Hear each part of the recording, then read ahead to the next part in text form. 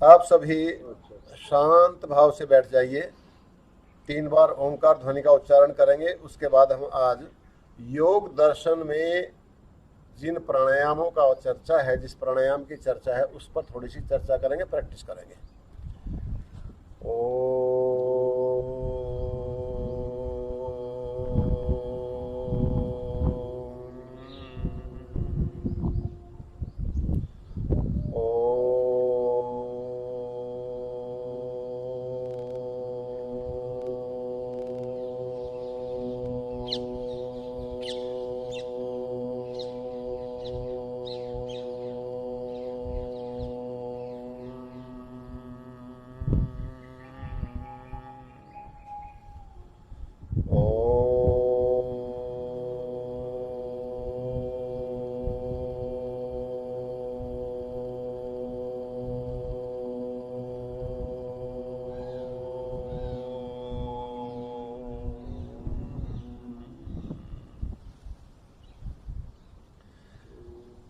योग दर्शन में ये कहा है, श्वास प्रश्वासयोर गति विच्छेद है प्राणायाम है। हमारा जो श्वास प्रश्वास निरंतर चल रहा है, इसकी गति को तोड़ दो तो वो प्राणायाम है। श्वास प्रश्वासयोर गति विच्छेद है प्राणायाम है। इसी गति को ब्रेक कर दो, तोड़ दो, श्वास को रोक करके, श्वास को धीमा करके। तो योग दर्शन में जो प्राणायाम बताया, एक तो बाह्य कुंभक प्राणायाम बताया है। बाह्य कुंभक का मतलब है होल्ड, रोकना, बाहर श्वास को निकाल करके रोकने को कुंभक कहते हैं। एक आभ्यंतर कुंभक है, श्वास को लेकर के फिर अंदर रोक लो। एक तीसरा है स्तंभ वृत्ति प्राणायाम, कि आधा श्वास लेकर के या आधा श्वास निकाल करके वहां प्राणायाम प्राणों को रोक लो। और चौथा है कि आपने पूरा बाह्य कुंभक प्राणायाम किया, बाहर श्वास निकाला, उसको रोक लो, फिर थोड़ी देर में कुछ श्वास थोड़ा सा और आ जाता है लंग्स में, उसको फिर बाहर निकाल दो, उसको रोक लो, फिर तीसरी बार भी थोड़ा सा निकाल दो। तो इसको कहा है बाह्य विषयाक्षेपी प्राणायाम। इसी तरह से श्वास को अंदर रोकते हैं तो पहले पूरे लंग्स भर लिए, थोड़ी देर में और इच्छा हो जाती है थोड़ा सा और ले सकते हैं आप, फिर थोड़ा और ले लो, फिर थोड़ा सा और ले लो। इसे बोलते हैं आभ्यंतर विषयाक्षेपी प्राणायाम। तो योग दर्शन में तो इन 4 प्रकार के प्राणायामों की चर्चा है, महर्षि पतंजलि ने जो की है। बाह्य कुंभक, आभ्यंतर कुंभक, स्तंभ वृत्ति और बाह्य विषयाक्षेपी प्राणायाम, आभ्यंतर विषयाक्षेपी प्राणायाम। लेकिन ज्ञान तो फिर आगे आगे बढ़ता है ना। तो जो अभ्यासी थे उन्होंने अपना फिर अनुभव जोड़ा, उनको कैसे अच्छा लगा, तो फिर कुछ शुद्धि क्रियाएं प्रारंभ हुई। नेति है, धोती है, बस्ती है, तो उसमें कपालभाति प्राणायाम भी आया। हठ योग के ग्रंथों में शिव संहिता है, घैरण्य संहिता है, हठ योग प्रदीपिका है। तो इसमें जो है फिर ये कपालभाति प्राणायाम, फिर भस्त्रिका प्राणायाम, ठीक है ना जी, ये उसमें आए। फिर उज्जाई प्राणायाम, फिर भ्रामरी प्राणायाम। तो वो भी अपनी जगह उपयोगी हैं, ये नहीं वो उपयोगी नहीं है, क्योंकि वो भी लोगों ने अपने अनुभव के आधार पर, जो उन्होंने रिसर्च किया, जो उन्होंने अनुभव किया, उसके आधार पर उनका वर्णन किया। उनका संबंध जो है वो आध्यात्मिक कम है और इस शरीर से ज़्यादा है, शरीर को शुद्ध करने से, शरीर को एनर्जी देने से। इसलिए आजकल वो ज़्यादा फेमस हो गए, क्योंकि भ्रामरी प्राणायाम करने से वैसे तो लाभ तो आध्यात्मिक सबसे ज़्यादा लाभ इन महर्षि पतंजलि के प्राणायामों से होगा आपको। यदि मन को रोकोगे, मन की एंजाइटी को ख़त्म करोगे, तो महर्षि पतंजलि का जो रास्ता है वो बहुत छोटा रास्ता है और बहुत ही लाभ करता है, बहुत ही लाभ करता है। मतलब आपकी एंजाइटी हो, ब्लड प्रेशर हो, डिप्रेशन हो, सबको दूर करने के लिए, ये आपका इम्यून सिस्टम हो, अष्टांग योग जो महर्षि पतंजलि ने कहा है, इसका यदि आप ईमानदारी से पालन करते हैं, मतलब रेगुलर पालन करते हैं रिलीजियसली, तो आपको बहुत ज़्यादा लाभ होगा। लेकिन लोग वो साधना करते नहीं, लोग शॉर्टकट ढूंढते हैं। शॉर्टकट से थोड़ा लाभ तो मिल जाता है, जैसे आयुर्वेद की दवाई धीरे धीरे लाभ करती थी, फिर एलोपैथी आई, अब उसका इंजेक्शन एकदम लाभ करता था, उसकी दवाइयाँ गोलियाँ एकदम लाभ करती थी, लोग सारे उधर भाग गए तो उनके साइड इफेक्ट बहुत ज़्यादा होने लगे और फिर वो बीमारियाँ ठीक नहीं हुई, तो फिर अब दोबारा आयुर्वेद की तरफ आ रहे हैं, अब फिर नेचुरोपैथी की तरफ आ रहे हैं कि वेट कम से कम ठीक तो होना चाहिए। वो तो एक बीमारी ठीक करते हैं, 10 बीमारियाँ खड़ी हो जाती हैं। तो ऐसे ही आध्यात्मिक क्षेत्र में है, कि उनसे लाभ तो मिलेगा आपको, ये नहीं लाभ नहीं मिलेगा, मतलब कपालभाति से भस्त्रिका से बहुत लाभ मिलेगा, लेकिन वो शरीर के स्तर तक रह जाएगा। मतलब आपके इम्यून सिस्टम को थोड़ा सा भी करेगा, लेकिन जितना लाभ अष्टांग योग और महर्षि पतंजलि के प्राणायामों से लाभ होगा आपको आध्यात्मिक, उतने में वो सहायक नहीं है, ये जल्दी रास्ता निकलेगा आगे चल करके। आप समझे? फिर उन्होंने कुछ चीज ऐसी कर दी कि कुंडलिनी के चक्कर में उलझा दिया लोगों को, तो और छोटी छोटी चीज दे दी कि भाई जीव को ऐसे करो, ये करो, वो करो, तो वो उसी में उलझ कर रह गए। तो उसको थोड़ा सा मतलब ऋषि पतंजलि के अनुसार चलोगे तो जल्दी आपको सफलता मिलेगी, आध्यात्मिक लाभ होगा। तो अब हम बाह्य कुंभक प्राणायाम का अभ्यास करेंगे। उससे पहले क्या करें, 3 बंद होते हैं। ये जो गला है इसको इस तरह से अटकाया जाता है, यहाँ पर रोका जाता है ताकि श्वास न ऊपर जाए न नीचे आए जब हम प्राणायाम करते हैं।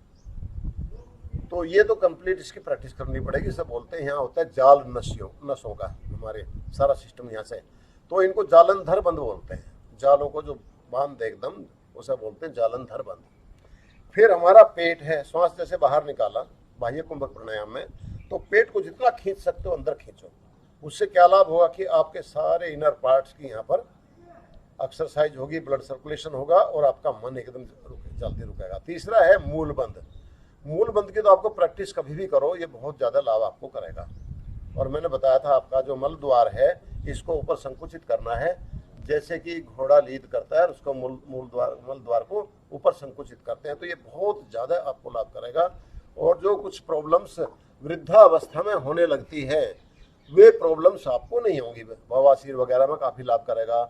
फिर जैसे हमारा यूरिन सिस्टम रिलैक्स ढीला हो जाता है तो वो निकल जाता है, या मल निकल जाता है उम्र के साथ साथ, तो उसमें आपको बहुत ज़्यादा लाभ होगा। लेकिन वैसे भी मूल बंद लगाओगे आप तो वैसे आपको आध्यात्मिक लाभ भी अच्छा रहेगा, मन रुकने में बहुत बड़ी सहायता करेगा, आपका इम्यून सिस्टम भी बहुत अप करेगा। ये मूल बंद बहुत महत्वपूर्ण चीज़ है। तो बाह्य कुंभक में 3 बंद लगते हैं। जब आभ्यंतर कुंभक होता है तो फिर क्योंकि हवा भरी होती है तो पेट छाती में और डायफ्राम थोड़ा नीचे होता है, तो फिर पेट में ये उद्यान बंद नहीं लगाते हैं। फिर मूल बंद और जालंधर 2 बंद लगाते हैं। तो 2 बंद तो निश्चित रूप से लगाने हैं। इसी तरह से फिर स्तंभ वृत्ति प्राणायाम में भी 2 बंद तो जरूर लगेंगे, तीसरा बंद नहीं लगेगा। और फिर बाह्य विषाक्षेपी आभ्यंतर विषाक्षेपी, वो तो उसके आभ्यंतर कुंभक और बाह्य कुंभक के भेद हैं। तो सबसे पहले बाह्य कुंभक प्राणायाम करेंगे। श्वास को एकदम बाहर निकालो, और श्वास को जब बाहर निकालो तो 3 बंद लगाओ, और 3 बंद लगा करके ध्यान को या तो ओम पर लगाओ। ओम बहुत ही पावरफुल मंत्र है और किसी धर्म से इसका कोई संबंध नहीं है। ओम का किसी धर्म से कोई लेना देना नहीं है, ये तो एक नेचुरल साउंड है। इस पर ध्यान लगाओ आप, और या फिर अपनी भ्रिकुटी में ध्यान लगा लो, या अपनी नाभि में ध्यान लगा लो, या मूल बंद में ध्यान लगा लो। ये सारे चक्र हैं हमारे, कहीं भी ध्यान आप लगा सकते हो। मैं तो यहाँ प्रैक्टिस इसलिए कराता हूँ कि मैं यहाँ प्रैक्टिस करता रहा हूँ बचपन से, तो मुझे यहाँ अभ्यास है। तो आप कहीं भी लगा सकते हो जहाँ आपका मन रुकता हो। हार्ट पर लगा सकते हो, आप अपने मूलाधार चक्र पर लगा सकते हो, सहस्रार चक्र सबसे ऊंचा यहाँ लगा सकते हो। तो ये आपकी अपनी अपनी चॉइस है। तो अब सांस को एकदम बाहर निकाल दो और बाहरी सांस को रोकेंगे। देखिए,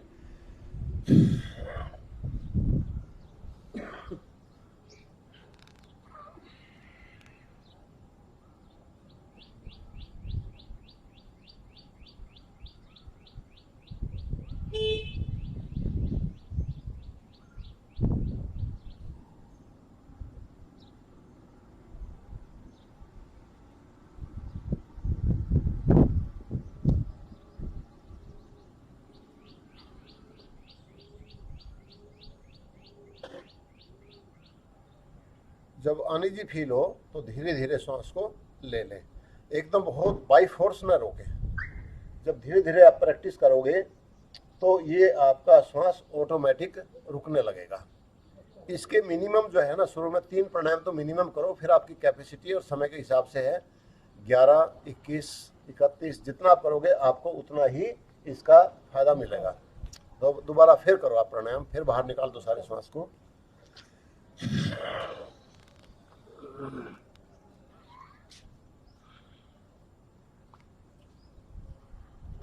ठीक है, पूरा पेट को अंदर खींचिए, मैं आपको थोड़ा सा देखता भी रहूं। इस प्राणायाम को करने से कितना भी आपके मन में एंग्जाइटी है, कितना भी आपको गुस्सा आता है, कितना भी आप जो है ना बेचैन रहते हैं, नींद नहीं आती है, एकदम आपको 1 हफ्ते के अंदर अंदर ही बहुत अमेजिंग रिजल्ट मिलेंगे। आप करके देखिए, आपका ब्लड प्रेशर भी नॉर्मल हो जाएगा, डिप्रेशन खत्म हो जाएगा, एंग्जाइटी खत्म हो जाएगी, नींद की समस्या खत्म हो जाएगी। और सबसे बड़ा लाभ मैंने ये अनुभव किया इसका कि जिसको भूलने की आदत हो जाती है, एक उम्र के बाद में थोड़ी सी मेमोरी शार्प नहीं रहती, तो वो 1 महीने की प्रैक्टिस से बिल्कुल ऐसी मेमोरी हो जाती है जैसी 20-25 साल की उम्र में रहती है। मेमोरी वापस आ जाती है आपकी, आप भूलोगे नहीं। और बहुत जल्दी आपके कोई भी विषय जो आपका सब्जेक्ट है, उस सब्जेक्ट को, जो चीज़ कठिन से कठिन भी आपका कोई सब्जेक्ट है, तो एकदम आप समझने में आपकी पावर आ जाती है। एक तो ये सबसे बड़ी समस्या है। दूसरी, आपको चिंता नहीं होगी। कोई भी समस्या आपके सामने आएगी बड़ी से बड़ी, तो आप घबराओगे नहीं, उसका समाधान आपको बहुत जल्दी मिल जाएगा। जैसे आप प्राणायाम करोगे और ध्यान में बैठोगे, एकदम समाधान मिलेगा उसका। ये मेरा अपना खुद का अनुभव है और आप खुद भी कर सकते हो इसको। वो तो एक कहावत है ना हमारे देहात में, हाथ कंगन को आरसी क्या और पढ़े लिखे को फारसी क्या। फारसी के टाइम की है। तो आप प्रैक्टिस करो प्राणायाम की और ध्यान की, और आप मुझे बताओ 1 महीने की प्रैक्टिस के बाद में कि कितनी निश्चिंतता आई है। मतलब बहुत बड़ा लाभ होता है इनका, हमको बहुत बड़ा लाभ होता है। लेकिन हम करते नहीं ना। समस्या यह है कि और जगह टाइम देंगे, इसमें टाइम नहीं देंगे, जबकि इससे हमारी वर्क एफिशिएंसी बहुत हाई हो जाती है। तो मिनिमम कितना यूनिट करते? मैंने बताया ना आपको, मिनिमम 3 तो करो। लेकिन आप यदि 21 करो, 3 से 21 तक इसको लेके जाए, लेकिन धीरे धीरे बढ़ाओ, 11 कर लो मिनिमम। मतलब 11 तो आप करो। यदि रिजल्ट चाहते हो ना आप कि भाई मैं चीज़ रख के भूल जाता हूँ, या मुझे बहुत जल्दी याद नहीं होता, बचपन में मेरी मेमोरी बहुत शार्प थी, अब मैं ये पढ़ने बैठता हूँ तो याद ही नहीं होता, पढ़ाई नहीं जाता, फिर आप प्रैक्टिस करो कि भाई इसका रिजल्ट क्या निकलेगा। तो आप 11-11 के 3 राउंड मिनिमम करो, और साथ साथ में ध्यान भी करो। खान पान को शुद्ध रखो, जो बुद्धि को खराब करने वाले पदार्थ हैं, मतलब सात्विक खाना खाओ, और 1 महीने में रिजल्ट देखो उनका। ये नहीं कि भी आप प्राणायाम भी कर रहे हो, उधर शराब और मीट भी खा रहे हैं, तो फिर रिजल्ट नहीं आएगा। खाना भी सात्विक होना चाहिए। 3 तरह का खाना होता है, सात्विक, राजसिक और तामसिक। ये आपकी इच्छा पर है। भाई आप सात्विक खाना खाते हैं तो बुद्धि सात्विक रहेगी, राजसिक खाना खाते हैं तो फिर राजसिक बुद्धि रहेगी, तामसिक खाते हैं तो फिर सोते रहोगे। तो ये आपके ऊपर बात है। आप समझे ना। गीता को पढ़िए, भगवान कृष्ण क्या कहते हैं। गीता मैं मानता हूँ, देखो मेरी अपनी मान्यता है, धर्म की पुस्तक गीता बिल्कुल नहीं है। यदि आप उसमें पढ़ोगे आपको लगेगा ये तो मेरे जीवन की बात कर रही है। निराश बैठा था अर्जुन कह रहा है, क्या तू निराश बैठा, हथियार ठाए ने मार, ये मरे बड़े हैं। उसे हथियार उठवा दिए, मरवा दिए, लड़ाई करवा दी। तो ये धर्म की पुस्तक है। मतलब शुरू से यही तो शुरू होती है कि भाई धर्म क्षेत्र कुरुक्षेत्र कि मैं कुरुवत संजय है, माम का पांडवास्ती है। धर्म क्षेत्र कुरुक्षेत्र है कि मैं कुरुवत संजय है। तो क्या कर रहे हैं वो लोग, कह लीजिए वो लड़ाई में खड़े हैं, दोनों तैयार लिए, और अर्जुन ने हथियार छोड़ दिया और वो बैठ गया, वो कहता मैं लड़ूंगा। और उसने कृष्ण ने सारा उसे हटा दिया खड़ा करके कि भाई मरना है तो स्वर्ग में जाएगा, जीत गया तो राज करेगा, तो हटा मार इनको सबको। और आगे फिर सारा योग का वर्णन कर रहा है, मन को कैसे रोका जाए उसका वर्णन कर रहा है, जीवन में कैसे जिया जाए उसका वर्णन कर रहा है। वो कह रहा है कि उद्धरेद आत्मन आत्मानम न आत्मानम अवसादेत। कहता है भाई अपना उद्धार अपने आप कर लो, दूसरा कोई नहीं करेगा। ये बालक बुड़क भी नहीं करेंगे किसी का उद्धार। कितनी सेवा कर लेना बालकों की, बुढ़ापे में यही कहेंगे नाश कर दिया। ना ठीक बता रहा हूँ मैं। ये बात तो कोई बात नहीं, सबको अनुभव है इस बात का। अपना उद्धार तो अपने आप ही करना। हाँ, तो कह रहे भाई अपना उद्धार जितना आप अपने ऊपर इन्वेस्टमेंट करोगे, उतना ही समाज में आप सुखी भी रहोगे और उतने आगे पहुंचोगे। आपने इन्वेस्टमेंट किया अपने समय का, पैसे का, अपनी योग्यता बना ली, MA MSc कर लिया, PhD कर लिया, रिसर्च पेपर लिख लिए, प्रोफेसर बन गए ना यूनिवर्सिटी में, और अपने ऊपर इन्वेस्टमेंट नहीं करते, दूसरे पे करते रहते अपने साथी पर। वो साथी तो प्रोफेसर बन जाता, आप मजदूरी करते रहते। आज होता कि नहीं होता। तो गीता यही तो कह रही है, उद्धरेद आत्मना आत्मानम ना आत्मानम अवसादेत। आत्मा ही आत्मनो बंधुर रिपुर आत्मा आत्मन है। अब ये बताओ, ये मेरी बात है कि किसी पड़ोसी की बात है। और प्रसन्न चेतसो ही आशु बुद्धि पर्यवतिष्ठति। जो व्यक्ति खुश रहता है, डिप्रेशन में रहता है, एंजाइटी में नहीं रहता, क्रोध में नहीं करता, कहते हैं वो जो है उसकी बुद्धि ज्यादा स्थिर होकर के अपने काम को बढ़िया कर लेता है। बताओ, ये तो मेरे जीवन की बात कह रहा है। तो गीता का स्वाध्याय करो तो लगेगा कि बहुत बढ़िया बात कर रहा है। अब मैनेजमेंट वालों को तो जरूर पढ़नी चाहिए, कि गीता में मैनेजमेंट क्या मैनेजमेंट है, वो निराश व्यक्ति से ठा करके और युद्ध जितवा दिया पूरा का पूरा, ये थोड़ी मैनेजमेंट है। मैंने कल एक कहानी पढ़ी थी, उसकी 1800 कब की बात है कि एक फैक्ट्री थी वो जल गई, और जिसने फैक्ट्री बनाई थी बड़ी मेहनत से, उसका बेटा 30 साल का था, वो खड़ा था, कह रहा बेटे अपनी मम्मी को बुला के ला, अपने दोस्तों को बुला के ला, ऐसी आग फिर जिंदगी में नहीं मिलेगी जैसी ये लग रही है। यार क्या वो बड़ा कहता पापा फैक्ट्री जला लग गई, सारा नाश हो रहा हमारा, और आप कह रहे अपने दोस्तों को दिखा लिया करके अपनी मम्मी को दिखा। कहला बेटे मैं सही कह रहा हूँ, दोबारा ये अवसर नहीं मिलेगा देखने, अब 1-2 घंटे में जल जाएगी सारी, बुला ले फोन उनको फटाफट। और अगले दिन जब वो सब कुछ जल गया तो फिर वो उसके बैंक के ऑफिसर और दूसरे आए, इंश्योरेंस कंपनी के सारे कहते हैं कि जो कुछ मैंने कमाया था जिंदगी भर वो सारा मेरा राख हो चुका है, लेकिन कल से मैं दोबारा नई शुरुआत करूंगा। और उसने शुरुआत की, फिर नई फैक्ट्री खड़ी कर दी। अब ये संदेश गीता का है, बिल्कुल सेम यही बात कहता है, जो गया वो गया, जो आज है उसको संभालो और आगे बढ़ो। तो ये ध्यान जो है, ये प्राणायाम जो है, आपको इस लेवल पर ले जाएगी यदि आप करोगे तो। मैं सही बता रहा हूँ आपको, कभी आप डिप्रेशन में नहीं जाओगे, कभी एंजाइटी में नहीं जाओगे, कभी गुस्से में नहीं आओगे यदि आप ये करते। तो मैं सही बता रहा हूँ, अगर इससे बच गए आप तो बहुत उन्नति हो जाएगी। अब देखो ना, हमारे एक प्रोफेसर थे, उसको गोली मार दी एक बच्चे ने। थोड़ी सी भी समझदारी दोनों में होती है, वो थोड़ा ध्यान करते, तो आशीष जी को मारी ना, तो वो सिचुएशन नहीं आती। पहले एक जाट कॉलेज में मैं तो उस समय पढ़ता था, एक डीपी था, वो बच्चे खरीद देते हैं स्ट्राइक, उसने स्ट्राइक करी, वो डीपी पिस्टल ले रहा था लाइसेंस ही, यही जाट कॉलेज में। ध्यान, वो लड़का जींद का था डीपी है जी। बहुत पुरानी बात, बहुत पुरानी बात बता रहा हूँ मैं आपको। तो उसने बच्चे ने कहा कि मार, तो उसने कहा मैं गोली मार दूँ, तुम जाओ यहाँ से। वो बच्चे तो बच्चे होते, कहला मार गोली, उसने गोली मार दी, वो बच्चा तो मर गया, बेचारा वो जेल में रहा, हो गया ना। तो ये जो एकदम आवेश आ जाते हैं, इनसे बचे रहें, इसलिए ये योग का जीवन जरूरी है। ये आवेश नहीं आएंगे, बाद में तो पछताना पड़ता है आवेश में। ऐसे बहुत घटना है, प्रीत सिंह के भी तो ऐसे ही हुआ था, अभी थोड़ी देर 10 साल पहले जो प्रिंसिपल थे प्रीत सिंह, उनके भी साथ ऐसी घटना घटी थी। तो ये आवेश अचानक नहीं आते, तो इसलिए योग करना चाहिए, ठीक है ना जी। तो अब बाह्य कुंभक का, अब अभ्यंतर कुंभक हम करेंगे। श्वास को भर लीजिए, पूरा भर लीजिए। अब 2 बंद लगाएंगे, जालंधर बंद और मूल बंद। ये तो लगेगा नहीं, यहाँ जितना रोक सकते हैं रोकिए। बाई फोर्स नहीं रोकना है, जैसे ही अनिजी फील हो तुरंत श्वास ले लें, फिर दूसरी बार करें, फिर तीसरी बार करें। अब इसको एकांत में बैठ के आप करेंगे तो आपका 10-15 मिनट में हो जाएंगे तीनों। यहाँ तो बात भी करते रहते हैं ना, और उसमें फिर आपको लगेगा करने के बाद प्राणायाम की कितना आपको फील हुआ, तरोताजा, कितना हल्के हुए आप। ये प्रोसेस कैसे करना चाहिए? इस प्रोसेस में थोड़ी देखिए, क्या मतलब इसको मतलब संकुचित करना है। इस पोर्शन को श्वास ले लिया, ऐसे ये संकुचित करके बिल्कुल एकदम थूक सा अटक जाता है बीच में, एक वो बंद लग जाता है ना, फिर श्वास ऊपर जाएगा ना नीचे जाएगा। तो इस पार्ट की हम कभी एक्सरसाइज नहीं करते। तो इस जालंधर बंद से इस पार्ट की जो हमारे वोकल गार्ड है, थायराइड ग्लैंड्स है, पैराथायराइड ग्लैंड्स है, हमारा वो जो सिस्टम है जिससे नली खाने की जाती है, श्वास नली जाती है, वो सारी यहीं से तो गुजरती हैं, उन सब की एक्सरसाइज होती है इस बंद से।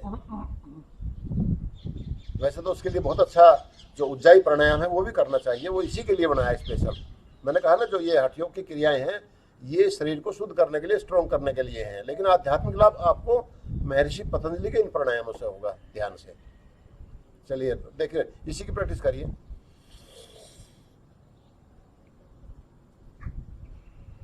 बिल्कुल एकदम रुक जाता, थोड़ी प्रैक्टिस करने से हो जाएगा। प्रधान जी का होने लगा ना, 2-3 दिन प्रैक्टिस करोगे तो हो जाएगा ये। पेट इसी से वो अपने आप हो जाता है। जब श्वास अंदर भरेंगे तो वो पेट, ये जो उद्यान बंद है ये नहीं लगेगा, अपने आप ही चलेगा पेट। जब श्वास को बाहर निकालेंगे तो ये फिर उद्यान बंद लगेगा, क्योंकि फिर खींच सकते हैं आप। जब श्वास भरते हैं तो छाती में श्वास भर गया और डायफ्राम से फिर पेट को दबाएगा, तो पेट फिर संकुचित नहीं हो सकता। तो इसको तो जब बाह्य कुंभक करते हैं प्राणायाम, तब इसको संकुचित करना चाहिए। फिलहाल सिर्फ ये लगा। हाँ, फिलहाल इसमें 2 लगाने, मूल बंद और ये बंद। मूल बंद तो लगा के रखो आप, जब तक प्राणायाम करो कोशिश करो मूल बंद लगा रहे, उसकी प्रैक्टिस करनी पड़ेगी, उससे बहुत लाभ आपके होंगे, बहुत लाभ होंगे। है जी, मैंने बताया ना कि मल द्वार को संकुचित करना है, जैसे घोड़ा नींद करता है संकुचित करता है। और ये दो हाँ, मूल बंद का तो एक और भी लाभ है, आपको 2-3 दिन हो गए करते हैं, 7 ज्यादा हो गए मूल बंद की प्रैक्टिस। जब आप मूल बंद लगाओगे तो नीचे से एकदम सनसनाट जो है ना यहाँ तक आता है, पूरी नस प्रभावित होती है, पूरी जो हमारी ईड़ा सुषुम्ना जो पिंगला जो नर्व चल रही है वो नीचे जब खींचोगे आप तो बिल्कुल यहाँ तक फील होता है, तो वो सारे में उसमें एकदम करंट सा दौड़ता है, तो वैसे ही एनर्जेटिक रहता है, आपके आलस से दूर रहेगा, एनर्जेटिक रहोगे। ये जो अंदर फोर्स चलती है ना ये डिस्टर्ब हो जाती है तो हम बीमार हो जाते हैं, इनका पता नहीं हमको। लेकिन नेगेटिव थॉट आते ही हमारे अंदर बहुत केमिकल रिएक्शन शुरू हो जाते हैं, बहुत ही chemical reaction, negative chemical reaction. और पॉजिटिव थॉट आते ही वो पॉजिटिव केमिकल रिएक्शन हो जाते हैं, तो उससे हम हेल्दी रहेंगे। तो और ये प्राणायाम और ध्यान ये नेगेटिविटी को हटाने के लिए, नहीं तो और कोई साधन नहीं है, ठीक है ना जीत। अब देखो जी स्तंभ वृत्ति प्राणायाम, ये तो पता लग गया ना आपको, अभ्यंतर प्राणायाम, श्वास को भरा रोक लिया। स्तंभ वृत्ति ये है कि थोड़ा सा श्वास जैसे भरा आपने, श्वास को बाहर निकाल दिया, आधा श्वास भरा वहाँ रोक लो, बस जितनी देर रोक सकते हो। फिर रोकने के बाद जब अनिजी हो तो फिर थोड़ा सा श्वास भर लो, और क्योंकि आधा ही भरा ना, फिर या निकाल दो उसको, ऐसे ही बाहर निकाल कर आधा फिर वहाँ रोक लो, तो ये स्तंभ वृत्ति प्राणायाम कहलाता है।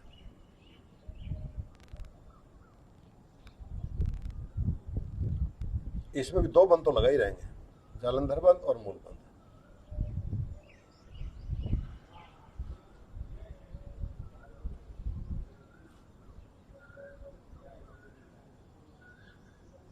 अब धीरे धीरे छोड़ दो श्वास को, इसमें पूरा श्वास न लेना है न पूरा निकालना है, बीच में रोक लेना है, तो इसको स्तंभ वृत्ति मतलब रोक देना, hold your breath in between. बहुत ही प्रोसेस।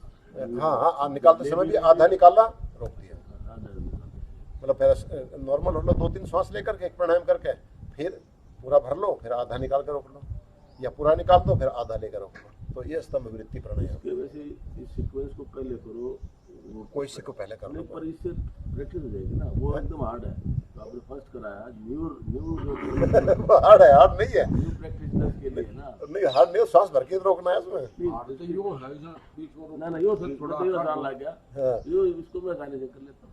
हाँ, नहीं वो भी आसानी से हो जाएगा, उसमें तो इसमें तो ये है कि भाई कहाँ रोकना है, उसमें तो भर कर रोको और बाहर निकाल कर रोको। अच्छा, तीसरा है, चौथा जो है वो है बाह्य विषयांतरक्षेपी अभ्यंतर विषयांतरक्षेपी, मतलब श्वास को बाहर निकाल दिया, थोड़ा सा और निकाल दो, थोड़ा सा देखो, निकालो श्वास को पूरा बाहर निकालो, पूरा बाहर निकाल दो, तीनों बंद लगा लो, रोक लो, अब थोड़ा सा और निकाल लो, निकल जाएगा, फिर थोड़ा सा और निकाल लो, और अनिजी तो धीरे धीरे ले लो। तो ये बाह्य विषयांतरक्षेपी प्राणायाम है। ऐसे ही कैसा लगा, मतलब श्वास निकाल दिया, फिर थोड़ी देर और निकाल दो, फिर थोड़ी देर और निकाल दो, ऐसे अंदर भर लिया, थोड़ी देर में और थोड़ा सा अंदर भर लो, फिर थोड़ा सा और अंदर भर लो, वो भी करके देखो, एक श्वास को अंदर भर लो पूरा, मूल बंद और जालंधर बंद लगाना, पूरा भर लो, पूरी छाती फूल जाएगी। अब थोड़ा सा और भरो, थोड़ा सा और भरो, तीसरी बार, 3 बार तो मिनिमम होना चाहिए। अब धीरे धीरे बाहर निकाल दो। तो ये प्राणायाम का देखो, मैं सिखा रहा हूँ, अभी पूरी तरह करके नहीं दिखा रहा, ये क्लास है, पहली बार कुछ आप लोग सब तो मोस्टली पहली बार ही कर रहे हो इसको। ये प्राणायाम आपको बहुत ज़्यादा लाभ करेंगे, प्रैक्टिस करने की बात है, बात प्रैक्टिस करने की और कुछ नहीं है। 1 हफ्ते में आपकी बहुत बढ़िया प्रैक्टिस हो जाएगी, और फिर देखना कि इन प्राणायाम को करने से कितनी बड़ी मुझे पावर मिली है, मेरा माइंड कितना शांत रहता है, भावनाओं पर कितना कंट्रोल है, आप समझे ना। कोई भी यदि कोई आधा घंटा भी योग करता है, आधा घंटा भी, अष्टांग योग की बात कर रहा हूँ मैं, पतंजलि के, मेरा इसका अनुभव है, ऐसा कोई व्यक्ति कोई अपराध नहीं करेगा, और ऐसा व्यक्ति बिल्कुल शांत रहेगा, उसके साथ भी कोई झगड़ा भी नहीं करेगा। झगड़ा तो एक हाथ से ताली बजती नहीं, दोनों हाथों से बजती है ना। मान लीजिए कोई आ भी गया और आवेश में आकर कुछ कह भी दिया, तो वो इतना विश्लेषणात्मक उसकी बुद्धि होगी, कहता हो सकता है इसे गुस्सा आ रहा हो सकता है इसे किसी ने बहका दिया हो, ये तो चलो पागल हो रहा है, और वो शांत रहेगा तो वो खुद माफ़ी मांगेगा कि हाँ मैंने गलत व्यवहार किया है। और यहाँ होता क्या है कि आओ देखते न ताओ, और तुरंत उसके साथ झगड़ा कर देते हैं, तो वो मार्केटाइज शुरू हो जाते हैं, दोनों परेशान सारी जिंदगी के लिए। तो योग का सबसे बड़ा यह है कि हमारे व्यक्तित्व का बहुत बढ़िया विकास होता है, बहुत बढ़िया विकास होता है और हम शांत रहते हैं। कोई भी व्यक्ति आपको जेल में नहीं मिलेगा जो सही ढंग से योग कर रहे हैं। जेल में वही मिलेंगे, धर्मगुरु भी योग तो करते नहीं और भोग के चक्कर में पड़ गए, चेला चेलियाँ बनाने लगे, पैसे कमाने लगे, बड़ी बड़ी गाड़ियों में घूमने लगे। जबकि हमारे यहाँ ये कहा कि प्रत्याहार का पालन करो अष्टांग योग में, कि जो आपको आवश्यकता है पहले तो आवश्यकता कम रखो, और फिर उतना ही सामान इकट्ठा करो जितनी आवश्यकता है। ये नहीं कि आपको एक कार की जरूरत है आपने 5 खरीद ली, समस्या रहेगी। आप समझे ना। तो ये प्राणायाम का विषय में थोड़ा सा मैंने बताया है आज आपको, और बीच बीच में थोड़ी सी और भी बात आ गई। तो प्राणायाम का मुख्य रूप से तो प्राणायाम का करो, और अपने जीवन को बिल्कुल कोई भी आपको मैं करता हूँ, कोई भी आपको ऐसी बात शास्त्रों में नहीं मिलेगी जो अव्यवहारिक हो, बिल्कुल भी। और यदि अव्यवहारिक है तो वो शास्त्र में